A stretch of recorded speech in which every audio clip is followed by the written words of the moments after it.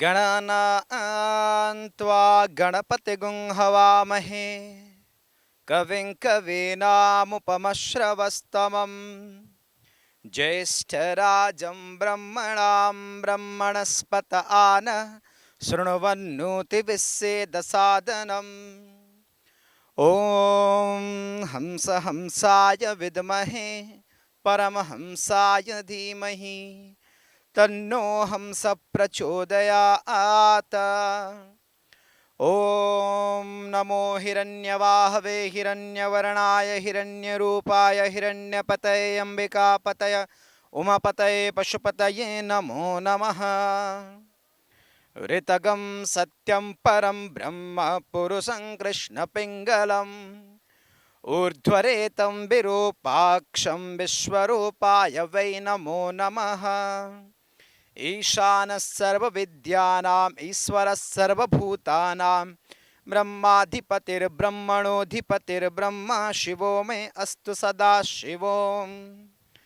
ॐ भूर्भुवः सुवः ॐ नमः शम्भवे च मयो भवे च नमः शङ्कराय च मयस्कराय च नमः शिवाय च शिवतराय च।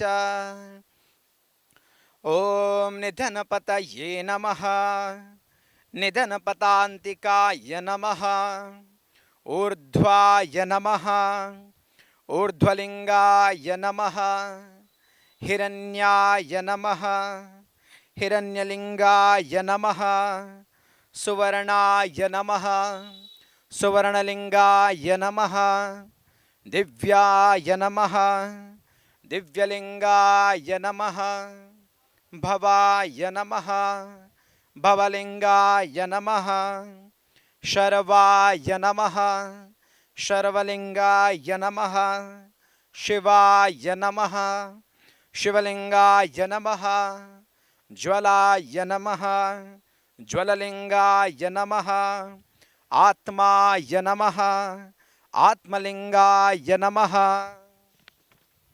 परमाय नमः परमलिङ्गाय नमः। एतत् सोमस्य सूर्यस्य सर्वलिङ्गज्ञ स्थापयति पाणिमन्त्रं पवित्रं सद्यो जातं प्रपद्यामि सद्यो जाताय वै नमो नमः। भवे भवे नाति भवे भवस्व मां भवोद्भवाय नमः। वामदेवाय नमो ज्येष्ठाय नमः श्रेष्ठाय नमो रुद्राय नमः कालाय नमः कलविकरणाय नमो बलविकरणाय नमो बलाय नमो बलप्रमथनाय नमः सर्वभूतदमनाय नमो मनोन्मनाय नमः। अघोरेभ्योऽथ घोरेभ्यो घोरघोरतरेभ्यः सर्वेभ्यः सर्वशर्वेभ्यो नमस्ते अस्तु रुद्ररूपेभ्यः। सर्वो वै रुद्रस्तस्मै रुद्राय नमो अस्तु पुरुषो वै रुद्रः सन्महो नमो नमः। विश्वं भूतं भुवनं चित्रं बहुधा जातं जायमानं च यत् सर्वो येष रुद्रस्तस्मै रुद्राय नमो अस्तु। कद्रुद्राय प्रचेतसे मेदुष्टमाय तभ्यसे वोचेमशन्तमगं हृदे सर्वो येष रुद्रस्तस्मै रुद्राय नमो अस्तु। त्र्यम्बकं यजामहे सुगन्धिं पुष्टिवर्धनम् उर्वारुकमिव बन्धनान् मृत्योर्मुक्षेयमामृतात्।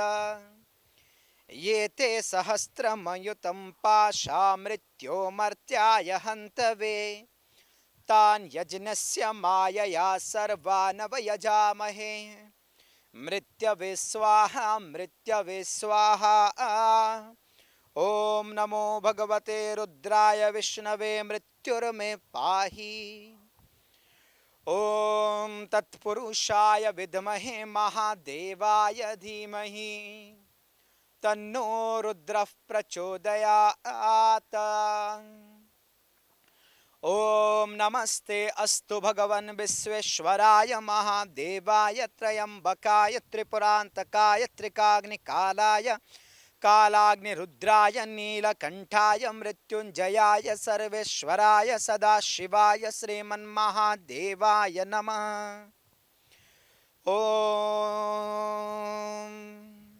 शञ्च मे मयश्च मे प्रियञ्च मेऽनुकामश्च मे कामश्च मे सौमनसश्च मे भद्रञ्च मे श्रेयश्च मे वस्यश्च मे यशश्च मे भगश्च मे द्रविडञ्च मे यन्ता च मे धर्ता च मे क्षेमश्च मे धृतिश्च मे विश्वञ्च मे महश्च मे संविच्च मे ज्ञात्रञ्च मे सोश्च मे प्रसोश्च मे सेरञ्च मे लयश्च मर्तञ्च मे मृतञ्च मे यक्ष्मञ्च मे नामयच्च मे जीवातुश्च मे दीर्घायुत्वञ्च मे न मित्रञ्च मे भयञ्च मे सुगञ्च मे शयनञ्च मे सुषा च मे सुदिनञ्च मे सदा शिवोम्।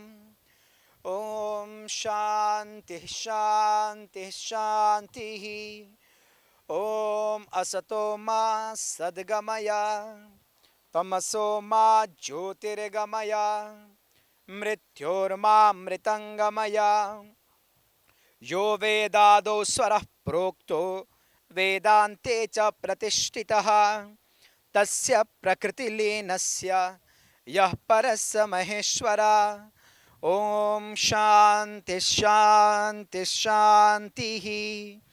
ॐ भद्रं कर्णेभिः शृणुयाम देवाः भद्रं पश्येमाक्षभिर्यजत्राः स्थिरैरङ्गैस्तुष्टुवागुं स्वस्तनूभिः व्यशेमद्देवहितं यदायुः स्वस्ति न इन्द्रो वृद्धश्रवाः स्वस्ति न पूषा विश्ववेदाः।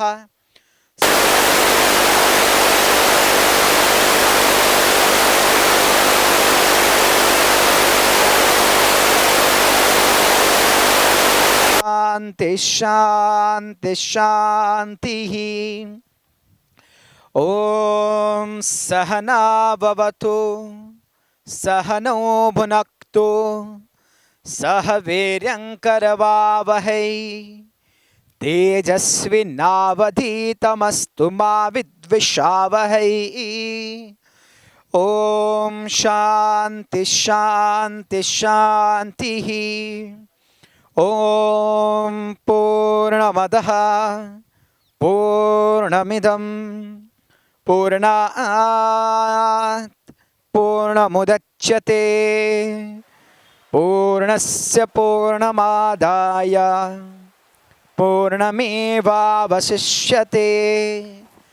ॐ शान्ति शान्ति शान्तिः।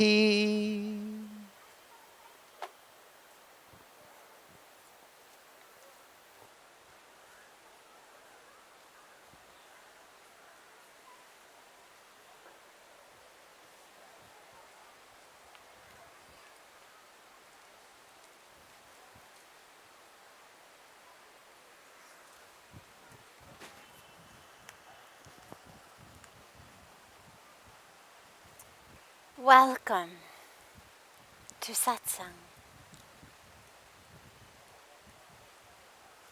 It's been such a beautiful and auspicious last couple of days with Raksha Bandhan, the last Monday of Shravan month.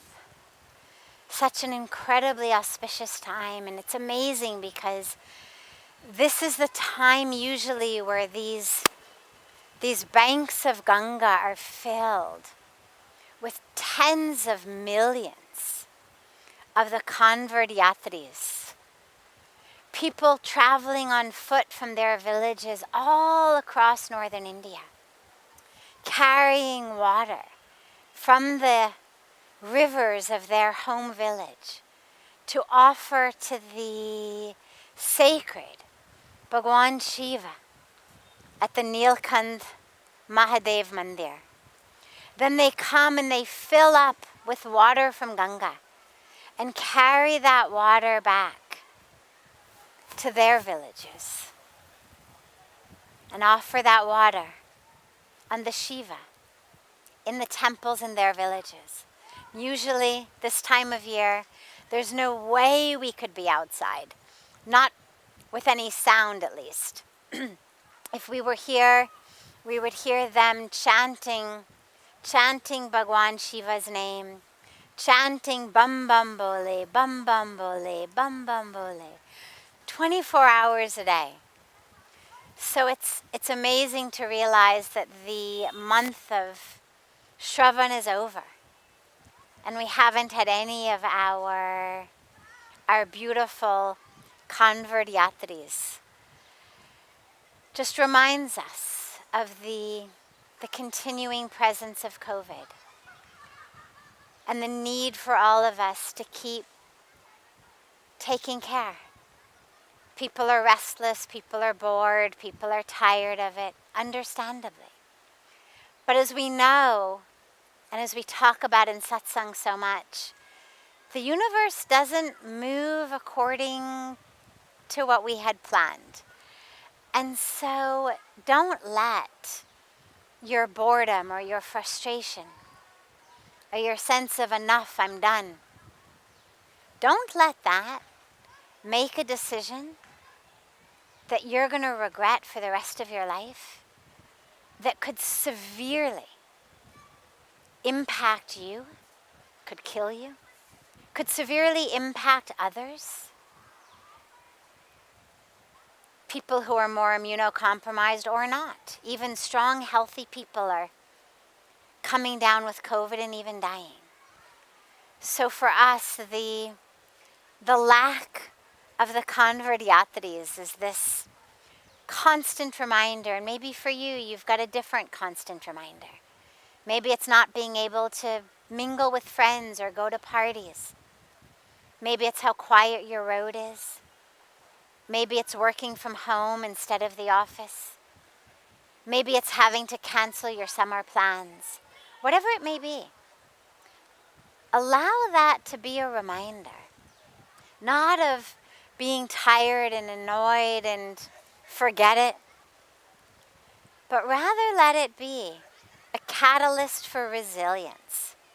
A catalyst for you to find a depth of patience, of stillness, of inner resilience that you never knew you had. So as our month of Shravan comes to an end, but COVID doesn't, we realize we have to keep being resilient, keep being careful, keep being patient, keep staying home, keep staying careful. So I pray for all of you that message, that awareness, that teaching is one that you allow to become part of your spiritual practice, not to be something that you're just annoyed by or frustrated at, or why is the universe not doing what I want? But rather to allow yourself to continue to adapt, to continue to adjust, even beyond what you thought you were capable of, and to find a patience and a resilience beyond what you thought you had. So, with that, we open Satsang. Hari Om Sadhviji. I have physical issues that are so painful and constant. Though the pain subsides a bit when I meditate, if I choose to use pain medication and am not addicted to it, would that be something that is not accepted?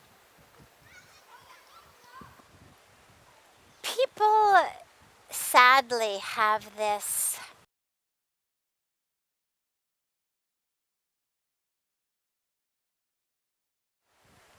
and the physical world. So whether it's the physical body, whether it's science, whether it's medicine, as though somehow we had to choose between being spiritual or being scientific, as though we had to choose between meditation and medication, as though we had to choose between spirit and body. There's no such dichotomy. Spirituality is that which infuses all of our life. It doesn't deny the exciting discoveries of science. It doesn't deny the amazing technology. And if you doubt that, just see how many spiritual leaders are teaching via technology today, right? We're all using it. The cameras, the wires, the computers. This is all technology. And it's such a great asset for us. So there's no sense of being spiritual means we shun technology or we shun discoveries, we shun science. In the same way, it doesn't mean we shun medicine. The power of prayer, the power of meditation, the power of being in alignment, yoga, union, is that which brings balance back into our system, our physical system, and of course the system between the body, the mind, the spirit, the body, the mind, the heart. But it does not in any way push away a system of treating aspects of the body. In fact, for things like emergencies, there's no one I know, from enlightened renunciants to the deepest meditators, there's no one I know who, if they fell down and broke their leg, or had a heart attack, or got in a car accident, that they would simply try to meditate away the broken limb, that somehow they would just try to use the power of their mind to reset their bones. Everyone I know would go to a hospital.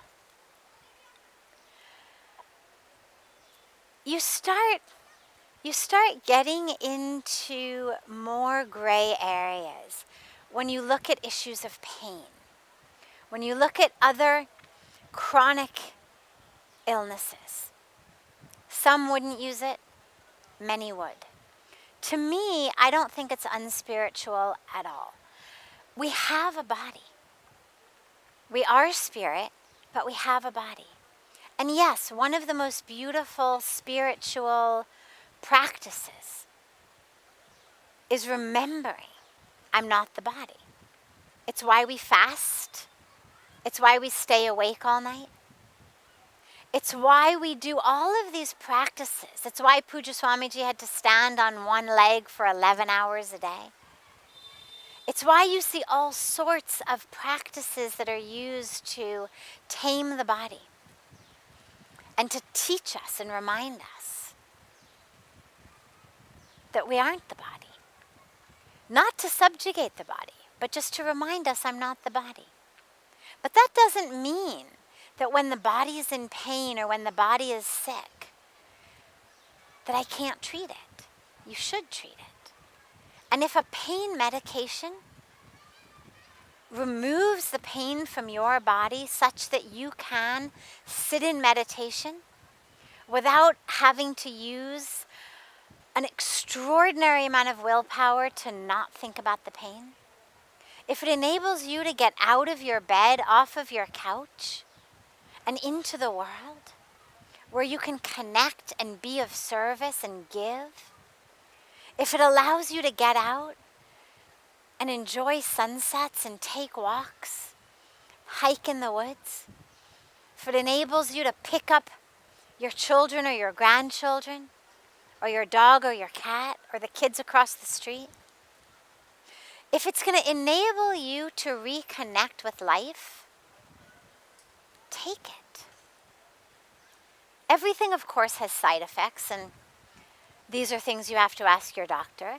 But there's nothing unspiritual about giving yourself the best chance that you have to connect with the truth of who you are.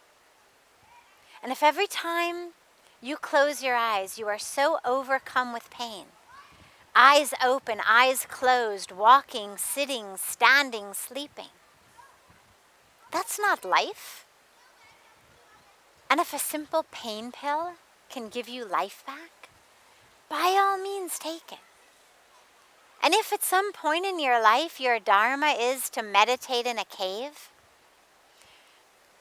20 hours a day, months on end, to develop a spiritual power, to treat whatever it is that's ailing your body, so be it. Wonderful. God bless you. But in the meantime, there's no reason you have to suffer. And the same, by the way, goes for everything I can think of. Diabetes. I mean, things that are debilitating illnesses. And yes, of course, make lifestyle changes. Eat more healthily, exercise, don't stress, meditate, do yoga. But that's the same no dichotomy. Just because you take the pill doesn't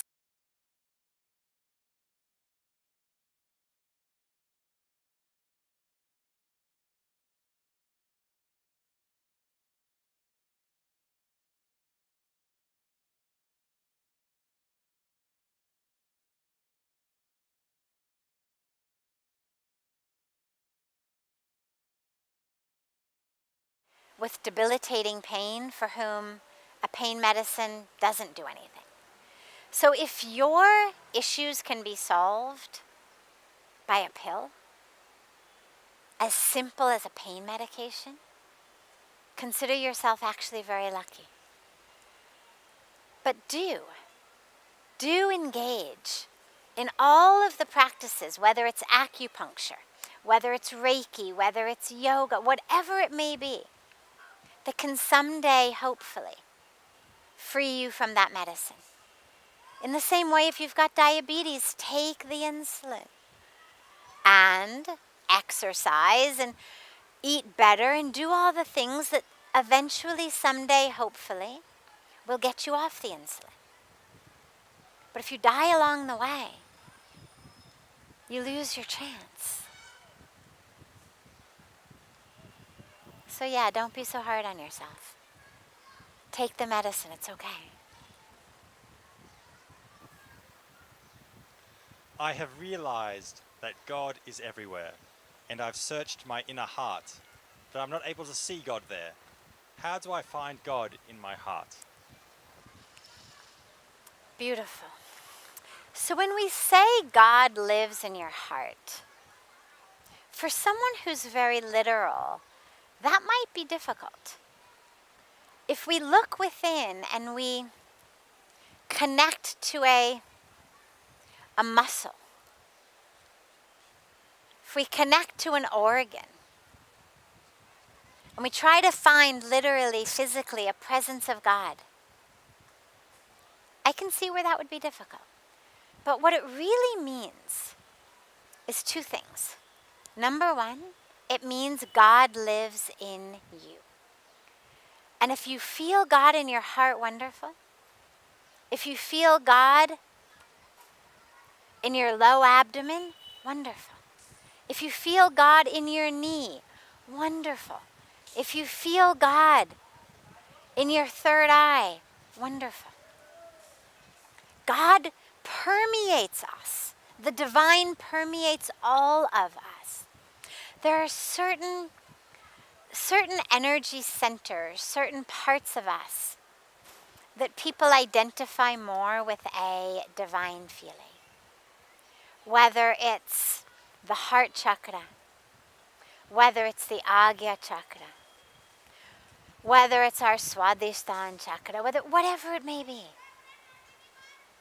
Don't worry about where you feel God. And if you don't feel God anywhere in the body, don't worry about that either. Just know just know that God lives within you, because God lives within all. But it also means something else. It also means God lives in love. And so when we talk about your heart, it means God lives in love. And if you don't feel God in the heart, no problem. Feel God in all the acts that you do with love. As you do something for someone with love, feel God within you serving God within them. God within you giving to God within them. And when people who love you do things for you in love, feel God coming into you, from them, into the divine in you. God lives in your heart means God is love. And so find anyone, anything to love. Find any way to express love. And as you do,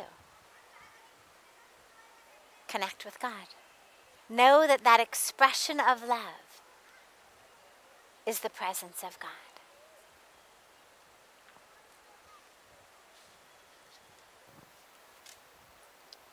Pranam, Sadhviji. How to find the right guru? And is it okay to follow multiple gurus? So we'll take the second part of the question first. Is it okay to follow multiple gurus? So first of all, a guru is one who removes darkness and brings light. So the guru is the one who removes the darkness of ignorance, the darkness of suffering in our life, and brings light. As we pray, asatoma sadgamaya, tamasoma jyotirgamaya, mrityorma amritam gamaya. O Lord, lead us from untruth to truth, from darkness to light, from identifying with that which dies, that which perishes, to identifying with the truth of who I am, eternal, divine. That's what the Guru does. The Guru removes that darkness of ignorance and brings light. So can you have more than one? Absolutely. Absolutely. Wherever you find light, soak it up. Wherever you find truth, soak it up. Especially in Kali Yuga, where basically the deck is stacked against us, the age of darkness.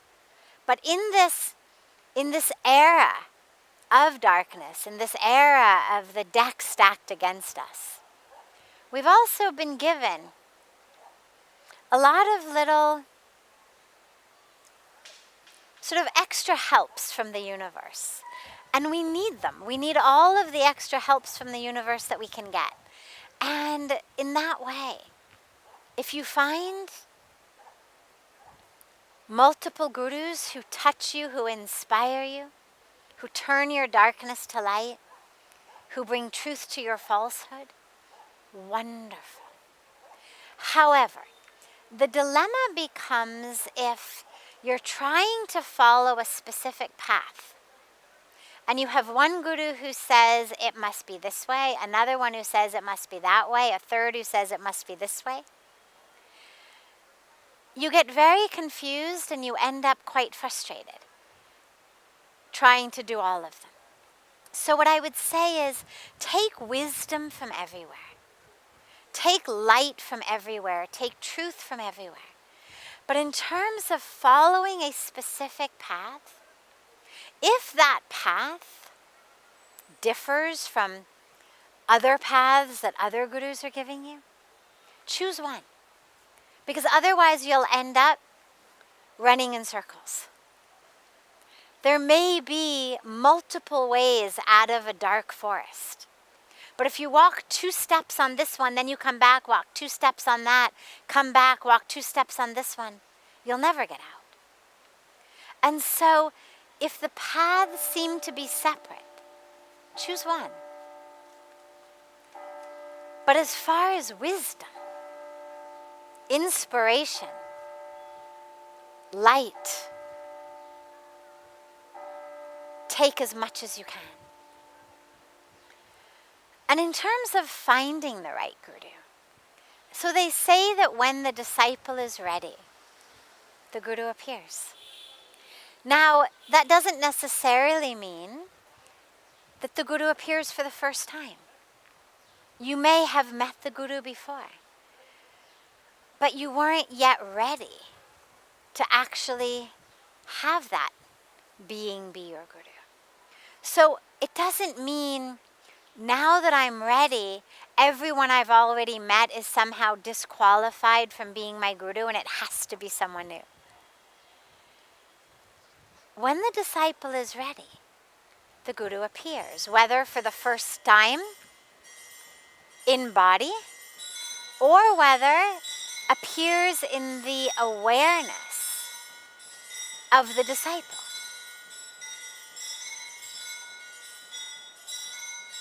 When you finally are able to work with the ego, when you're finally able to overcome that, because the dilemma with having a guru is it doesn't work very well with your ego. And so when we're attached to holding on to our egos, when we're attached to holding on to that, it's very, very difficult to actually benefit from a guru. The ego wants to be in charge. The ego doesn't want to surrender. The ego doesn't want the heart to listen. The ego does not want to melt and to merge into divine oneness. The ego wants what I want, when I want it, how I want it, my way, my identity, what I know. The ego wants to live on a very, very superficial level. And so, in order to have a guru, you have to be prepared to let go of the ego. Otherwise, it won't work. So that's the first most important criterion, is to be ready to let go of your ego. And also to be ready to let go of that darkness. And of course, that's interconnected with the ego. But to let go of your suffering. Because if you are still attached to your suffering, if you're attached to your patterns, if you're attached to your identity, the guru isn't going to be able to shine the light. The guru's not going to be able to help. You have to be prepared to let go. It's like my favorite story on this of the man who decides that he's ready for enlightenment. And he asks everyone, where is the most enlightened guru who can give me enlightenment? And everyone sends him to this one guru in a cave on a mountain. And the man walks and walks for weeks, climbs the mountain. And he gets there and the guru says, have a cup of tea. And the man says, I didn't come for tea, I came for enlightenment. He tells the guru all of what he's learned, what he's done, what he's experienced, and also all of his challenges, what he needs. The guru says, have a cup of tea. So the man is stuck, he can't fight. The guru goes in the back of the cave and he comes back with a teapot and 2 cups. He puts the cups down and he starts pouring the tea into the cups. And he keeps pouring and the cup is filling and filling and filling and then overflowing. Running all over the floor. And the man says, what are you doing? The cup is full, it can't hold anymore. And the guru says, your mind is just like this cup. You're so full of what you think you know, what you think you need, that there's no room for me to give you anything. First, empty yourself. So when you talk about finding the Guru, you have to empty yourself of that ego, of that attachment to the darkness, of that attachment to who you think you are, what you think you know. Otherwise, the Guru is there, but there's no room in you. Grace is there, but there's no room in you.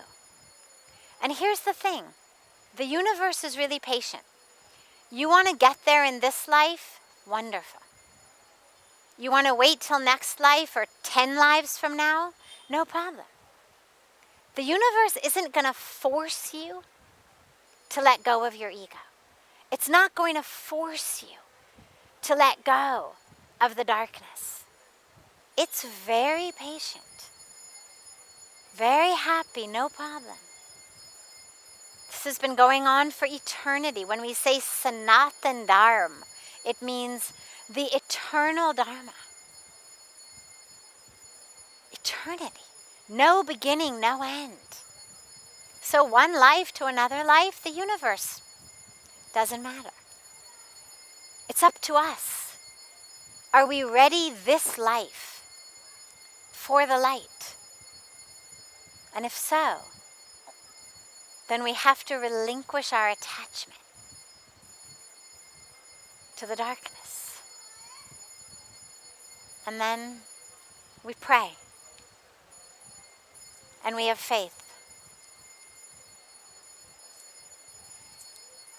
And the Guru will be there.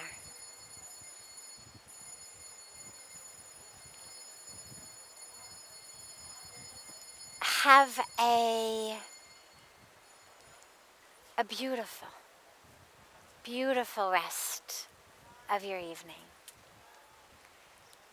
Or a beautiful morning, beautiful day wherever you are. And we'll see you all back again on Thursday.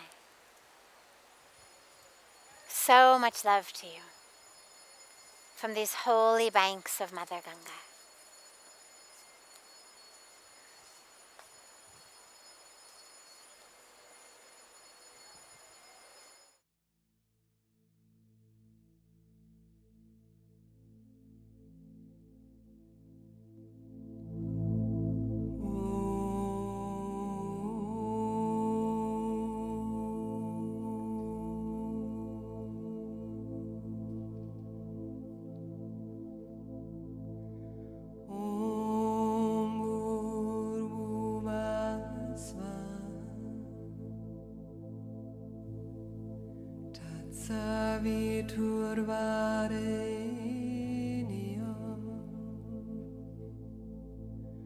Vargo